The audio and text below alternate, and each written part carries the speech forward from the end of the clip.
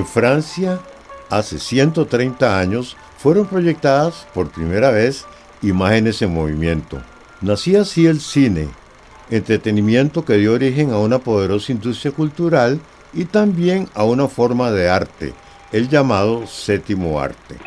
Un año después, en 1896, en Centroamérica fueron vistas por primera vez imágenes cinematográficas. El cine había llegado también a este rincón del mundo, y aquí también se convertiría en el entretenimiento por excelencia de multitudes. Pasó alrededor de una década, cuando algunas personas empezaron a hacer filmaciones y a mostrar imágenes de nuestra realidad histórica y cultural. Así, desde 1900, tanto las proyecciones como las realizaciones cinematográficas han acompañado la vida de las poblaciones centroamericanas. El cine ha servido para entretener, pero también ha sido instrumento de propaganda política y medio para la denuncia y la crítica social.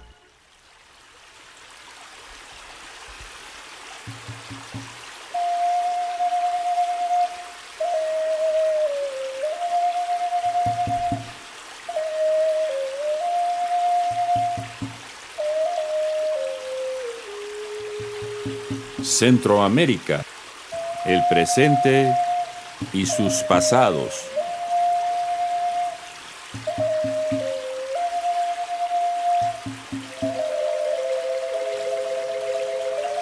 Un podcast de los historiadores Héctor Lindo y Víctor Hugo Acuña.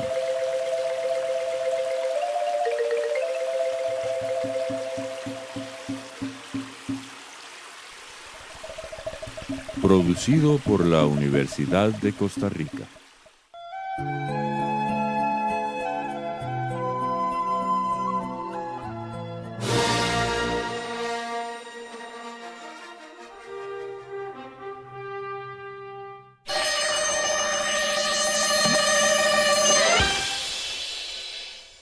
Y como esperamos que este episodio no se convierta en una misión imposible, para hablar sobre el papel del cine en la historia cultural y política de la región, hemos invitado a dos personas expertas conocedoras, María Lourdes Cortés de Costa Rica y Edgar Varillas de Guatemala, a quienes damos la bienvenida a este nuevo episodio de nuestro podcast Centroamérica, el presente y sus pasados.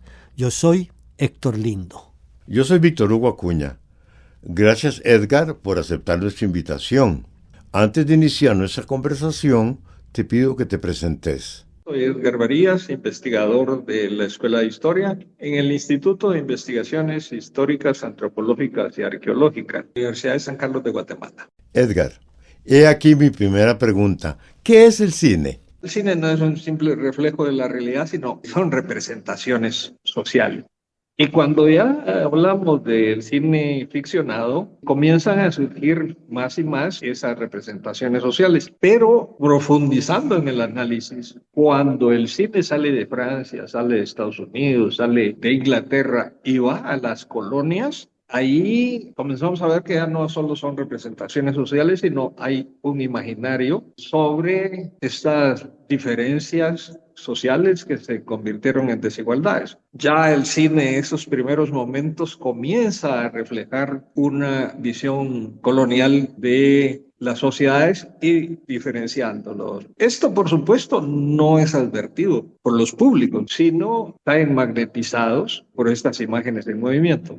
Sí, como dice Edgar, el cine fascina. Significa que tiene un gran poder de influencia sobre las multitudes. Pero el cine presenta siempre a esas multitudes una mirada de esa realidad, una representación de ella. El cine de Hollywood principalmente es un cine llamado realista porque hace que no se sienta que hay una ficción, no se sienta que hay unas herramientas que están detrás de todo esto y mucho menos que hay una industria. El cine, dice Edgar, convierte la ficción en realidad. Es un instrumento que condiciona las creencias y las conductas de las personas. Y al cine uno no va a entretenerse, uno al cine va a formarse como ciudadano. Y aquí hay otra vía de análisis muy interesante. porque el cine acompaña a esa homogeneización nacionalista, o sea, al crear a los ticos salvadoreños, guatemaltecos, hondureños, panameños.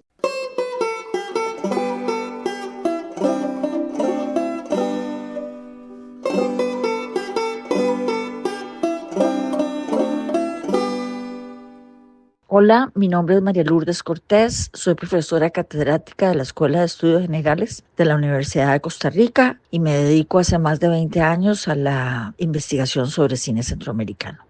María Lourdes Cortés ha estudiado en profundidad la relación entre la creación cinematográfica y la identidad nacional costarricense. El Retorno, que es la primera película costarricense, también con un discurso totalmente ideológico de nuestra paz, de nuestro trabajo, de nuestra blancura, nuestra excepcionalidad, todo eso maravilloso, entre comillas, que somos, ¿verdad? Hasta este siglo XXI, el cine costarricense sale desde el centro de la ciudad. Y eso yo podría decir que sucede en el resto de Centroamérica también, ¿verdad? No sé si Edgar les habló de una película que se llama Caribeña, que es filmada en el Pacífico, con una mexicana rubia, y eso es, digamos, la imagen que pusieron del Caribe en Guatemala. Es genial la película en ese sentido, ¿verdad? Leo Aníbal Rubens, que es de origen argentino, que estuvo en México y que vino a varios países de Centroamérica. Y en Nicaragua hizo un documental propagandístico, bueno, y tiene una locución así engolada, qué sé yo, y es el que hizo Cuna de Libertades, y así es Costa Rica. Bueno, aquí nosotros, entonces, lo pacífico, lo blanco, lo religioso,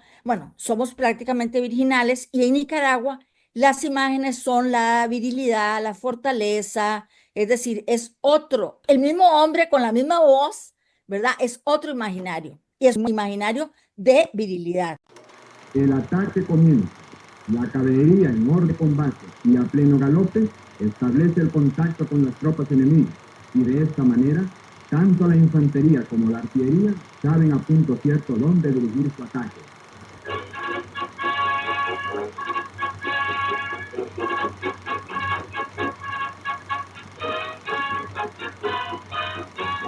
La segunda compañía avanzando a los puestos donde ya están emplazadas las ametralladoras para empezar el fuego.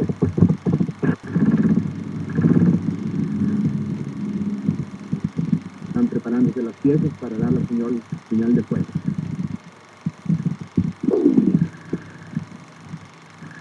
Está haciendo ahora fuego la batería de artillería al mando del mayor Rosales.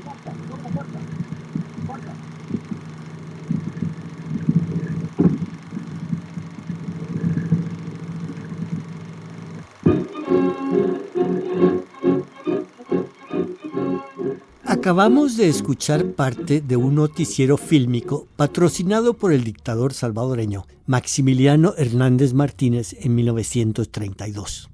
Esto nos recuerda cómo los gobernantes autoritarios centroamericanos reconocieron la utilidad del cine para construir identidades nacionales, al ser muy eficaz para crear lealtades y adhesiones. Edgar, ¿quiénes fueron los primeros en hacer cine en Centroamérica?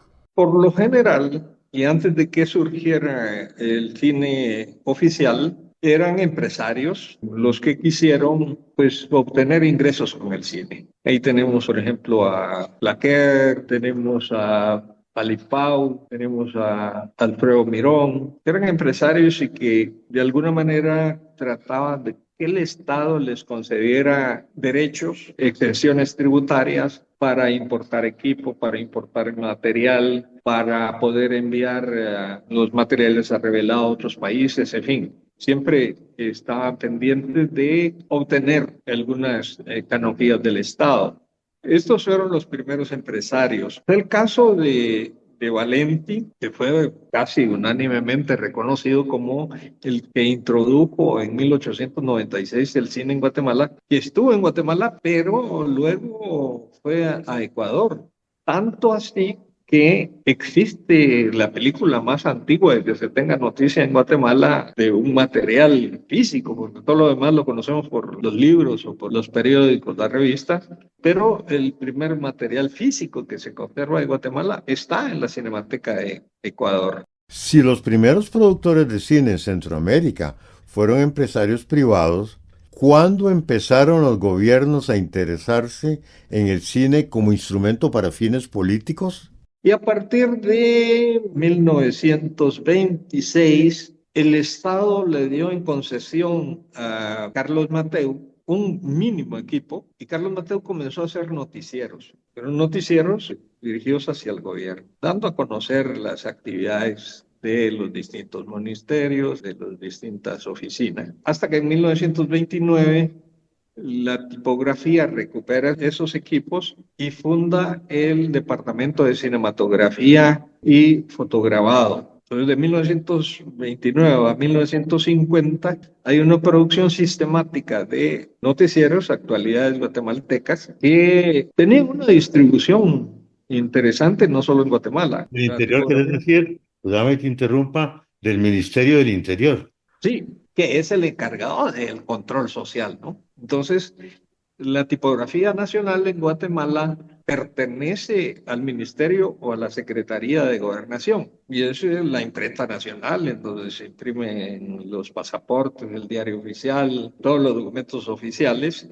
Y esto significaba que había, ya desde el origen, desde la concepción de dónde se filmaba y qué se filmaba, había un control. Y si vemos en el caso de Jorge Ubico, él tenía una sala en la Casa Presidencial en donde primero veía las películas y las autorizaba o autorizaba unas partes. Hay un aparato ideológico que está presente absolutamente y que transmite el discurso oficial. No debiera ser tan arisca. Ya sabías lo que te iba a pasar. Te lo prometí y siempre cumplo.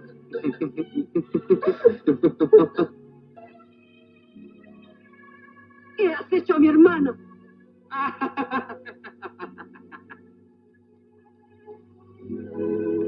Animal dañino, ¿qué has hecho, Yarosa? Después de ese periodo, hasta 1950, dominado por noticieros oficiales, ¿cuál ha sido la historia de la producción cinematográfica en Guatemala? Sí quiero hacer una precisión, aparte es el cine, digamos, del Estado, que primero fue un cine de la Tipografía Nacional y después de la Secretaría de Relaciones Públicas de la Presidencia, al cine que hacían empresarios, pero que seguían una línea bastante conservadora, por decirlo así. Desde 1949 hasta 1986, todo ese periodo, las películas reflejaban el discurso hegemónico. No había un cine crítico. Pero estoy hablando de largometrajes de ficción.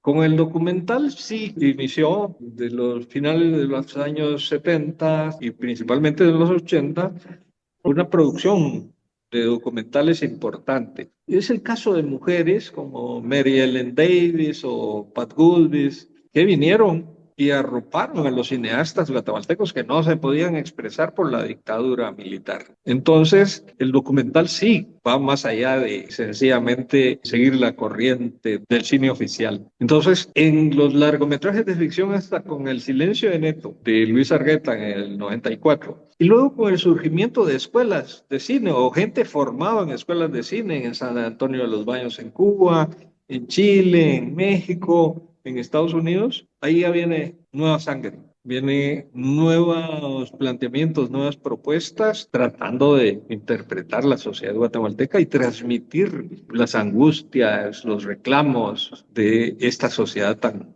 dividida y atormentada. Edgar, en tu libro recién publicado, Imaginar la Suiza tropical, el papel del cine guatemalteco de ficción en el imaginario social del siglo XX, 1949-1986, analizar la relación entre el cine mexicano y el cine realizado en Guatemala. ¿Podrías decir cuál es tu tesis al respecto? Generalmente se dice que el cine guatemalteco simplemente es una copia o es cine mexicano hecho en Guatemala. A lo largo del libro yo he tratado de plantear que no es así, que aunque hayan venido directores, que hayan venido intérpretes, hay historias guatemaltecas, hay historias que reflejan la realidad guatemalteca. Y pongo de ejemplo el racismo guatemalteco estructural. Eso se refleja en las películas de esta época, de 1949 a 1986. Entonces, no podemos pensar que porque había realizadores y productores mexicanos, esto sencillamente significa que ya no hay expresión de la sociedad guatemalteca inmersa en esos tratamientos del cine. Centroamérica, el presente y sus pasados. En los últimos años, la democracia en Centroamérica se ha visto minada por la reaparición de gobernantes de corte autoritario. Sin embargo, los retos a los que nuestra región se enfrenta precisan más que nunca de estados con democracias sólidas para poder hacerles frente. Por eso hemos creado Centroamérica entre autoritarismo e ilusiones. Una serie dedicada a tratar exclusivamente el autoritarismo y cómo afecta a las nuevas generaciones de personas jóvenes centroamericanas. Centroamérica entre autoritarismo e ilusiones. Búscanos ahí donde escuches tus podcasts.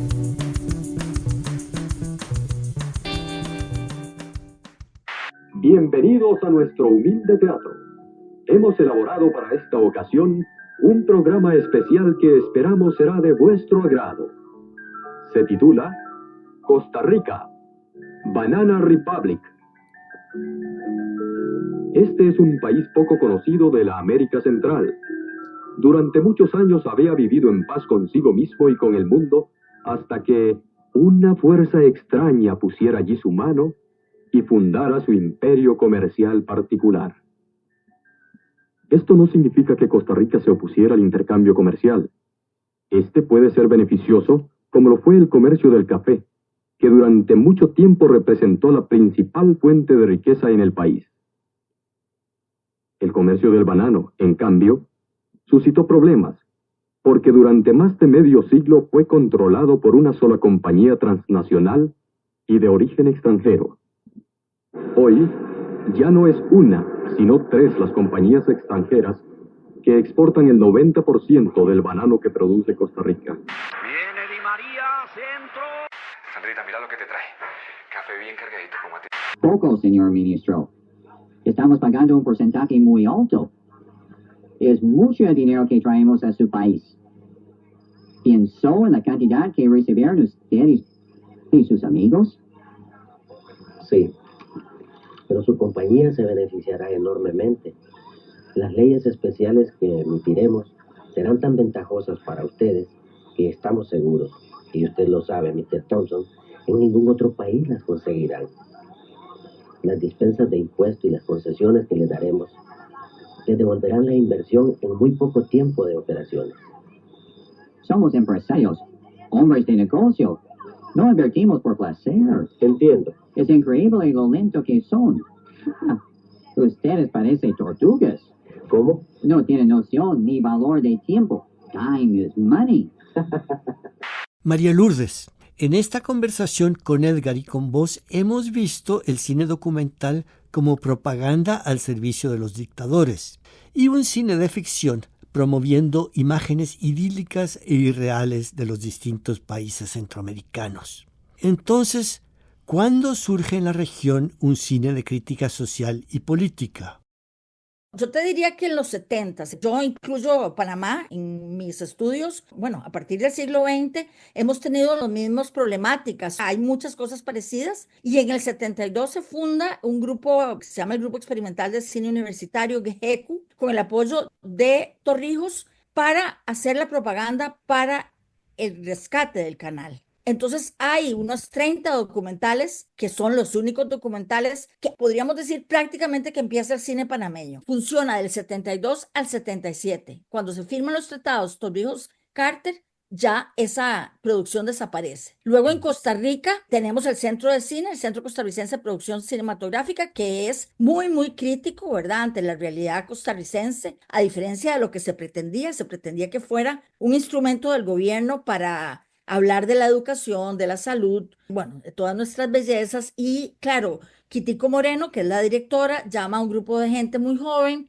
muy crítica, y entonces, bueno, sí, vamos a hablar de la salud, pero hablan de la desnutrición, se habla de la cultura del guaro, se habla de el problema de hacinamiento de los presos. Y eso se daba en la televisión, en cadena nacional. Entonces eso, claro, movía mucho debate, ¿verdad? Fue muy, muy importante hasta que llega un momento en que Daniel Oduber censura un documental, Costa Rica Banana Republic, y Carmen Naranjo, que era la ministra, renuncia por eso y por otras cosas, digamos, pero la importancia de la imagen crítica era fundamental.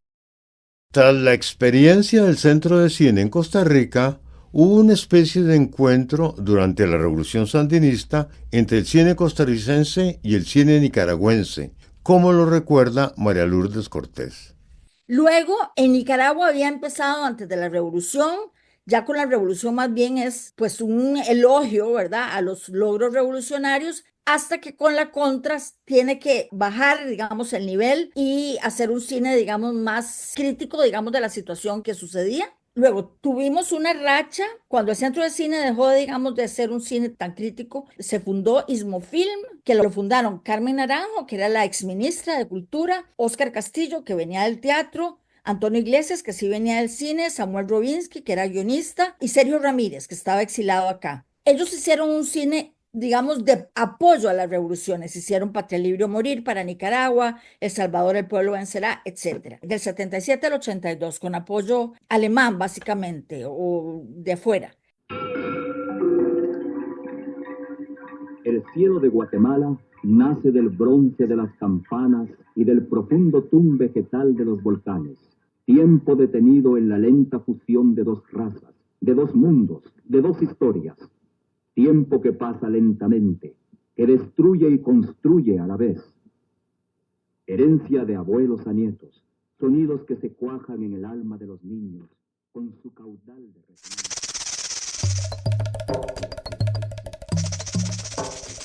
María Lourdes afirma que con el cine documental apareció en la región un cine de crítica social.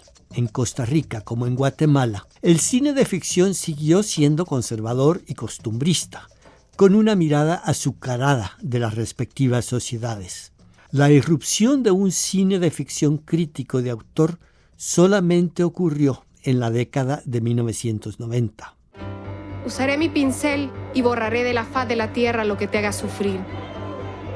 Borraré los puñales, las bombas, las cadenas, las balas y las máquinas de guerra. Borraré los gritos, los insultos y los crímenes. Y borraré los riscos, Antonio. Borraré todo lo que pudiera matarte. No, realmente los largometrajes o la ficción empieza de nuevo. Bueno, en los 90s, por ejemplo, toda esa década solo hubo un largometraje ficción que es El silencio de Neto. Remite al golpe de estado de la CIA en el 54 y luego hasta estos años ya se empieza a hacer más producción de ficción. Han pasado ya 3 décadas desde el lanzamiento de la película El silencio de Neto. Entonces, María Lourdes, ¿qué es el cine centroamericano hoy? Básicamente te puedo decir que es un cine que está dándose a conocer. Hay de todo, ¿verdad? Es decir, hay un cine comercial que tiene mucho impacto en Guatemala, en Honduras, en Costa Rica no tanto, en Panamá también. Hay un cine, digamos, de narrativas tradicionales de cierta calidad, que es el menos. Y hay un cine independiente, de autor, para decirlo de alguna manera, más artístico, en el que Guatemala y Costa Rica han llevado hasta ahora la batuta con mucho éxito. En el lado, digamos, norteamericano o estadounidense, Óscares y todo eso, hay 2 películas que quedaron en lo que llaman la lista corta de los Óscares, que son 15 películas para después bajar a 5, que fueron La Llorona de Jairo Bustamante, y La Llorona estuvo nominada a los Globos de Oro, es la única que ha estado como entre las 5 de los Globos de Oro. Y Plaza Catedral de un panameño que se llama Abner Benaín. La película del Plaza Catedral estuvo en esa lista corta, pero no hemos llegado a las 5 películas, digamos, de los Oscar. En cambio, sí hemos ganado los premios más importantes en festivales como Berlín o como Cannes. No en competición, pero sí, por ejemplo, Jairo Bustamante con Ishkanul ganó el Oso de Plata de Berlín, que es junto con Cannes el festival más importante. Entonces, ¿qué te quiero decir? Es una cosa de un proceso, ¿verdad? Pasamos para poner otra vez el ejemplo de Costa Rica, que es obviamente lo que más conozco, de 9 largometrajes en el siglo XX durante todo el siglo XX de ficción, ¿verdad? A 85 que llevaremos en 25 años. Pero ya empezamos a existir. Ahora la pandilla juega con la policía. Un juego amistoso.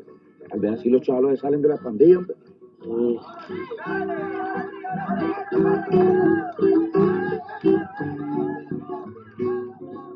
Contemplé las figuras de barro, peces, tortugas o tucanes que emergían de las manos de jóvenes artesanos, o esas selvas repletas de fauna lacustre plasmada en los cuadros hechos por los campesinos pintores primitivistas.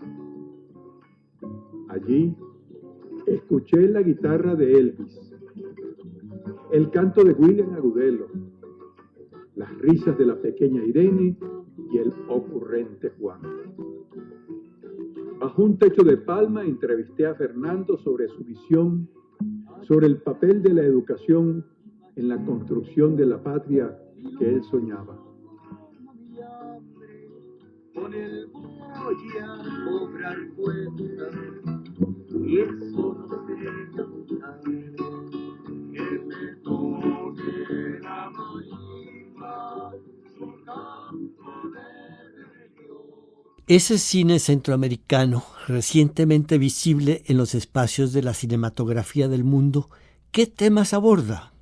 Lo que más hay es documentales sobre memoria de lo sucedido en los 70s, en los 80s. Hijos o hermanos de desaparecidos, de torturados, son los que hacen ese cine y es el más interesante en términos de documental. También el tema de la migración. Hay algunos trabajos sobre diversidad sexual. Es importante el cine que está haciéndose las mujeres, porque hasta los años 85 no hay una mujer cineasta en toda la región, y la representación de los otros, entre comillas, es decir, el indígena o el afro, se da hasta el siglo XXI de una manera, digamos, ya orgánica, ¿verdad? La primera película costarricense que muestra a un indígena, que no sea un documental sobre los indígenas, es del 2019. Es decir, hasta el 2019 hay un indígena que habla en la cámara y es un personaje. El cine en Centroamérica, como hemos visto en este episodio, tiene ya más de un siglo de historia. Sigue atrayendo a multitudes y ha superado el desafío de la televisión. Hoy circula por diversas plataformas digitales y en las redes sociales.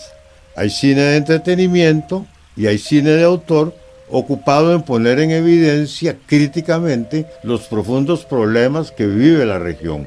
Pero, como en el pasado, las imágenes en movimiento son hoy utilizadas por los gobiernos que han iniciado un nuevo ciclo despótico en los países centroamericanos y promueven un cine que justifica sus políticas contra los derechos humanos y contra las libertades democráticas. En otras palabras, en el presente las pantallas son una primera línea de combate entre el autoritarismo de siempre y quienes con su cámara al hombro andan en búsqueda de una nueva Centroamérica. Damos las gracias a María Lourdes Cortés y a Edgar Varillas por habernos acompañado. Recuerde que nos pueden seguir en Spotify, Apple Podcast o en Twitter, ahora conocido como X, Facebook e Instagram. Y se puede suscribir a nuestro canal de YouTube. Le agradecemos que comparta nuestros episodios y que nos deje sus comentarios. Y por qué no, la verdad, nos gusta que nos dejen un like. Dirigido por Héctor Lindo y Víctor Hugo Acuña. Producción general, Gloriana Rodríguez Corrales. Asistencia de producción, Jocelyn Coronel. Música original, Manuel Monestel. Técnico de grabación, Paolo Marín. Arte visual, Karina García. Diseño gráfico, Lucía Rodríguez. Una producción de la Escuela de Historia, la Vicerrectoría de Acción Social y las radios UCR. Universidad de Costa Rica.